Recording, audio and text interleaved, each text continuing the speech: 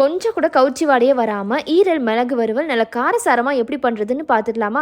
எவ்வளோ ஈரல் வேணுமோ அதை கட் பண்ணாமல் முழுசாக வாங்கி மேலே இருக்க தோலை மட்டும் உரிச்சிட்டு ஒரே ஒரு வாடி கழுவிட்டு சின்ன சின்னதாக கட் பண்ணி எடுத்துக்கோங்க. இப்படி பண்ணும்போது ஈரலோட சத்து முழுமையாக கிடைக்கும். இப்போ ஒரு பேனில் 1 டேபிள் ஸ்பூன் மிளகு 1 டேபிள் ஸ்பூன் சீரகத்தை ட்ரை ரோஸ்ட் பண்ணி ஃபைனாக அரைச்சி எடுத்துக்கோங்க. இப்போ ஒரு பேனில் 4 டேபிள் ஸ்பூன் நல்லெண்ணெய் சேர்த்துட்டு ஒரு பட்டை 2 கிராம்பு கொஞ்சமாக சீரகம் சோம்பு பச்சை மிளகாலாம் சேர்த்து பொரிஞ்சதும் 3 பெரிய வெங்காயத்தை பொடியாக கட் பண்ணி வச்சிருக்கேன் அதையும் சேர்த்து நல்லா வதக்கி விட்டுக்கணும். இது கூடவே 2 டேபிள் ஸ்பூன் இஞ்சி பூண்டு விழுது சேர்த்துட்டு பச்சை வாடை போனதுக்கு அப்புறமா மிளகாய்த்தூள் மல்லித்தூள் கரம் மசாலா எல்லாத்துலயுமே 1/2 டேபிள் ஸ்பூன் சேர்த்துட்டு 1 டீஸ்பூன் மஞ்சத்தூள் சேர்த்து நல்லா மிக்ஸ் பண்ணி விட்டுட்டு கட் பண்ணி வச்சிருக்கிற ஈரலையும் இது கூட சேர்த்து நல்லா மிக்ஸ் பண்ணி விட்டுருங்க. தேவையான அளவுக்கு உப்பு 1/2 கப் தண்ணி ஆட் பண்ணி மூடி போட்டு 10 to 15 மினிட்ஸ் ஸ்லோ ஃப்ளேம்ல வச்சு வேக விடுங்க. 5 மினிட்ஸ்க்கு ஒன்ஸ் நடுவில் கிளறி விடுங்க. போன வீடியோல ஒருத்தவங்க கமெண்ட் பண்ணியிருந்தீங்க, நான் குக்கர்ல தான் வேக வைப்பேன் இப்படி பண்ணா வெந்துருமான்னு. அதெல்லாம் பூ மாதிரி வெந்துரும், ட்ரை பண்ணி பாருங்க. கடைசியா எண்ணெய் பிரிஞ்சு வரும்போது அரைச்சு வச்சிருக்கிற மிளகு சீரகத்தூள் அண்ட் கொத்தமல்லி தூவி சர்வ் பண்ணி பாருங்க, அம்சமா இருக்கும். இந்த மாதிரி ஈரல் பிடிக்காதுன்னு சொல்றவங்க கூட கேட்டு வாங்கி சாப்பிடுவாங்க. சப்ஸ்கிரைப் பண்ணிக்கோங்க. பாய்.